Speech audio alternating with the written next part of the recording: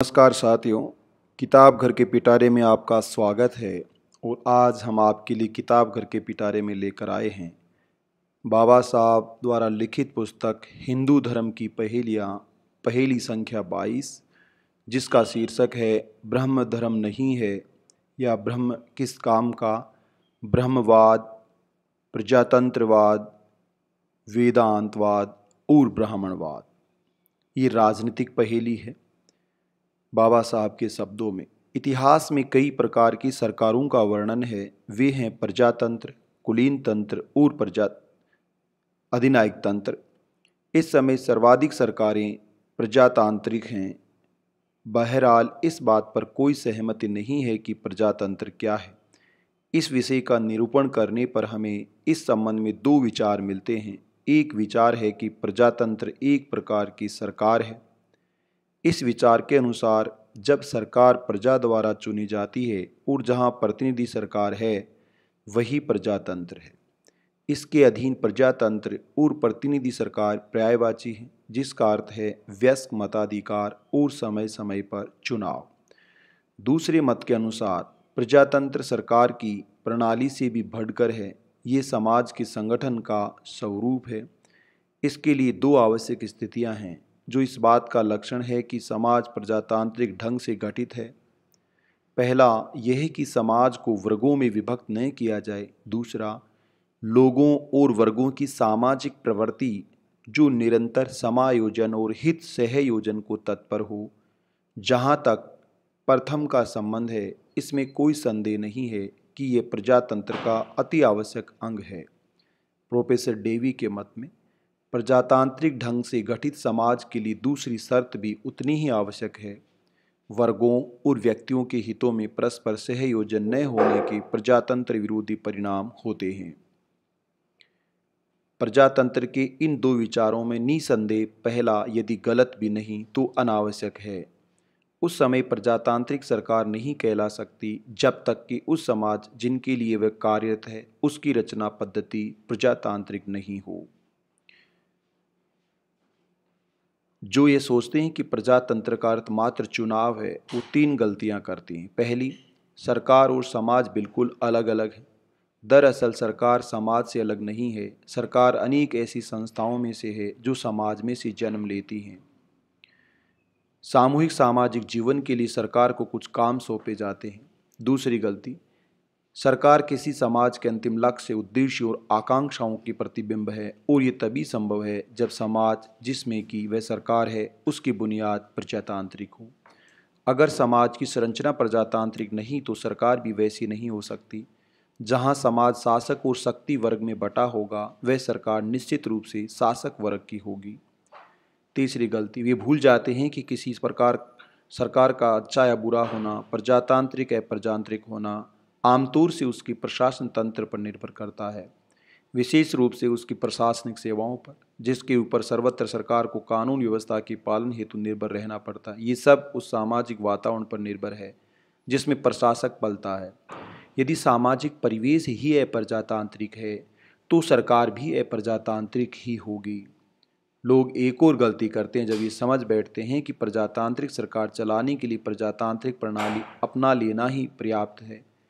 इस गलती को समझने के लिए जानना जरूरी है कि अच्छी सरकार कौन सी होती है। अच्छी सरकार का मतलब है अच्छे कानून, अच्छा प्रशासन, इसके अतिरिक्त कुछ नहीं। जिनके पास सत्ता है वे उसका उपयोग समस्त समाज अथवा दलित वर्ग के स्थान पर अपने स्वयं के समाज के हित में करें, वह अच्छी सरकार नहीं।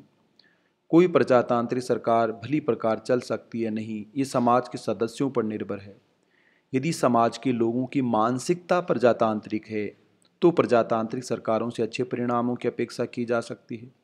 अगर ऐसा नहीं है तो प्रजातांत्रिक सरकार आसानी से खतरनाक तरीके की सरकार हो सकती है।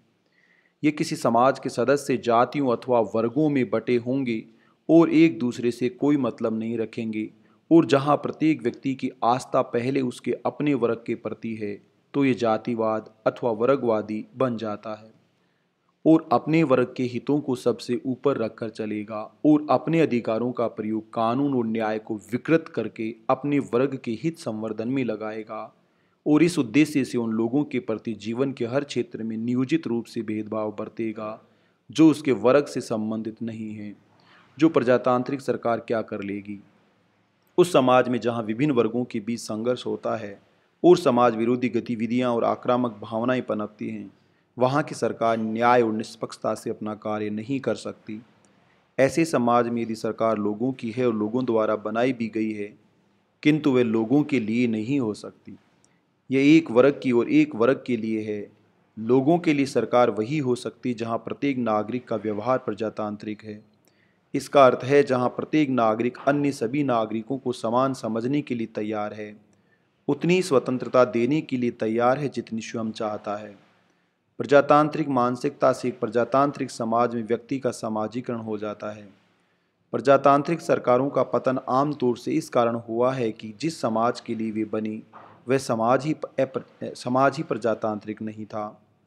दुर्भाग्य से इस बात का एहसास ही नहीं किया जाता कि अच्छी सरकार अपने समाज की मानसिक और नैतिक प्रवृत्ति पर निर्भर करती है। प्रजातंत्र एक राजनीतिक तंत्र से आगे भी कुछ है। यह एक सामाजिक प्रणाली से आगे भी कुछ है। यह मस्तिष्क की प्रवृत्ति और जीवन दर्शन है। कुछ लोग प्रजातंत्र की बराबरी समानता और स्वतंत्रता से करते हैं। इसमें तो कोई संदेह नहीं कि गहनता से प्रजातंत्र की अंतरात्मा ही समानता और स्वतंत्रता है। परंतु इससे भी महत्वपूर्ण प्रश्न यह है कि समानता और स्वतंत्रता कैसे सुरक्षित रह सकती हैं। कुछ व्यक्ति कह सकते हैं कि सरकार कानून, समानता और स्वतंत्रता की रक्षक होती है। ये सही जवाब नहीं। समानता और स्वतंत्रता सहभावना से आती हैं। जैसा कि फ्रांस की राज्य क्रांति के कर्णधारों ने उसे भ्रातृत्व कहा। भ्रातृत्व अपने में सम्यक अभिव्यक्ति नहीं है। बुद्ध ने सम्यक के लिए सही शब्द मैत्री कहा है। इससे पता चलेगा कि हिंदू धर्म में और दर्शन में भ्रातृत्व का सिद्धांत ही अज्ञात है, पर निष्कर्ष ऐतिहासिक तथ्यों से मेल नहीं खाता। हिंदुओं के धार्मिक और दार्शनिक विचारों की एक विचारधारा में भ्रातृत्व भाव से बढ़कर सामाजिक प्रजातंत्र है, और यह विचारधारा थी ब्रह्म दर्शन। यदि कोई पूछे कि ब्रह्म दर्शन क्या है, तो इसमें कोई आश्चर्य नहीं होना चाहिए। हिंदुओं तक के लिए एक नई बात है। हिंदुओं को वेदांत का ज्ञान है। वे ब्राह्मणवाद से परिचित हैं, किंतु ब्रह्मवाद को नहीं जानते। आगे बढ़ने से पूर्व कुछ विवरण आवश्यक है। हिंदुओं के दर्शन और धर्म के 3 अंग हैं: ब्रह्मवाद, वेदांतवाद और ब्राह्मणवाद। ब्रह्मवाद सर्व खल विदम ब्रह्म, सभी कुछ ब्रह्म है। अहम ब्रह्मस्मि, आत्मा ही ब्रह्म है, इसलिए मैं ही ब्रह्म हूँ। तत्वामसि, आत्मा और परमात्मा एक हैं, इसलिए तू भी ब्रह्म है। ये महाकाव्य कहलाते हैं। इन्हीं में ब्रह्मवाद का सार है। वेदांतवाद, ब्रह्म ही सत्य है, जगत मिथ्या है, जीव और ब्रह्म में संबंध। ब्राह्मणवाद का सार है चतुर्वर्ण में विश्वास करना, वेदों की पवित्रता और असंदिग्धता में विश्वास करना। मुक्ति मार्ग केवल यज्ञ है। अधिकांश लोग वेदांतवाद और ब्राह्मणवाद के बीच भेद से परिचित हैं और ये जानते हैं कि उनमें बीच भेद है, किंतु ब्राह्मणवाद और वेदांतवाद के बीच के भेद को बहुत कम लोग जानते हैं। यहाँ तक कि हिंदू भी ब्राह्मणवाद के सिद्धांत से अवगत नहीं हैं और न ही इसमें और वेदांत के बीच भेद से परिचित हैं, किंतु इनके बीच स्पष्ट अंतर है। ब्रह्मवाद और वेदांतवाद के बीच इस बात में सहमति है कि आत्मा और ब्रह्म एक ही है, परंतु ब्राह्मणवाद जगत को मिथ्या नहीं मानता। वेदांत का विश्वास मिथ्यावाद है। दोनों के बीच यही मौलिक भेद है। ब्राह्मणवाद का सार है विश्व सत्य है और विश्व के सत्य के पीछे ब्रह्म है, इसलिए प्रत्येक तत्व का सार ब्रह्म है। ब्रह्मवाद के विरुद्ध 2 प्रकार की आलोचनाएं की जाती है। कहा जाता है कि ब्रह्मवाद ढिठाई है, और क्योंकि ये कहना ब्रह्मस्मि एक प्रकार का अभिमान है।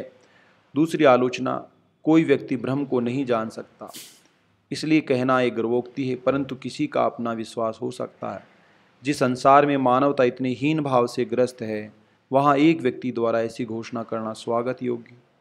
प्रजातंत्र का तकाजा है कि प्रत्येक व्यक्ति को अपनी क्षमता का एहसास होना चाहिए। यह भी आवश्यकता है कि प्रत्येक व्यक्ति समझे कि वह भी अन्य के समान है। जो अहम ब्रह्मस्मि, यदि तत्वामसि को छोड़कर केवल अहम ब्रह्मास्मि कहा जाएगा तो यह हास्यास्पद होगा, किंतु तत्वामसि कहने से ब्रह्मवाद पर गर्वोक्ति का आरोप नहीं लग सकता। यह ठीक है कि ब्रह्म अजेय है, परंतु इसके बावजूद ब्रह्म के सिद्धांत के कुछ सामाजिक प्रभाव हैं।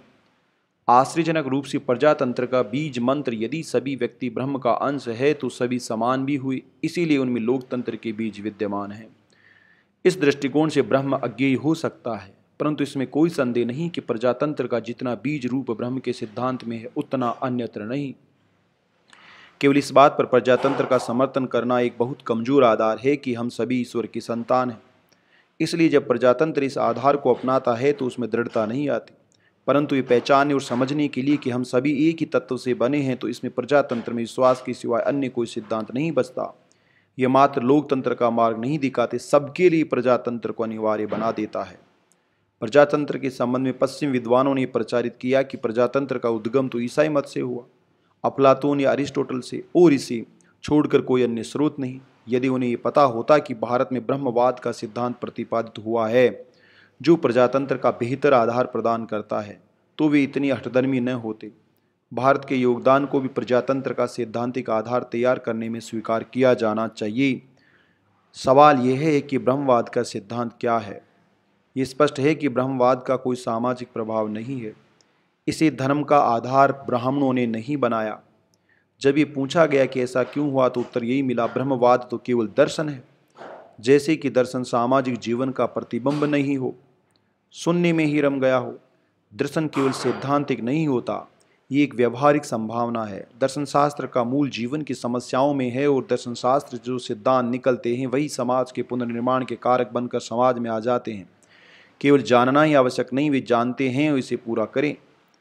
ब्रह्मवाद नया समाज क्यों नहीं दे पाया, ये एक बड़ी पहेली है। बात यह नहीं है कि ब्राह्मणों ने ब्रह्मवाद को मान्यता नहीं दी, वह तो दी, परंतु उन्होंने कभी यह भी पूछा कि ब्राह्मण और शूद्र, पुरुष और नारी, छूत और अछूत के बीच विषमता का समर्थन कैसे, परंतु उन्होंने नहीं पूछा। इसका परिणाम ये निकला कि एक और तो हमारे सामने शुद्धतम प्रजातांत्रिक ब्रह्मवाद का सिद्धांत है और दूसरी ओर जातियों, उपजातियों, अछूतों, आदिम जातियों, जयराम पेशा जातियों के खानों में बटा हुआ समाज। क्या इससे बड़ा भी कोई अजूबा हो सकता है दुनिया में? और भी हास्यास्पद बात है कि महान शंकराचार्य के उपदेश, शंकराचार्य ही थे जिन्होंने कहा ब्रह्म है, यही सत्य है, यही निरंतर है। उसी शंकराचार्य ने ब्राह्मणवादी समाज की सभी असमानताओं को सिरोधार्य किया। कोई पागल ही ऐसा दो परस्पर विरोधी सिद्धांतों का प्रतिपादक हो सकता? सचमुच ब्राह्मण एक गाय के समान है, वह कुछ भी है और सब कुछ खा सकता है जैसा कि गाय करती है, और फिर भी वह ब्राह्मण बनी रहती है।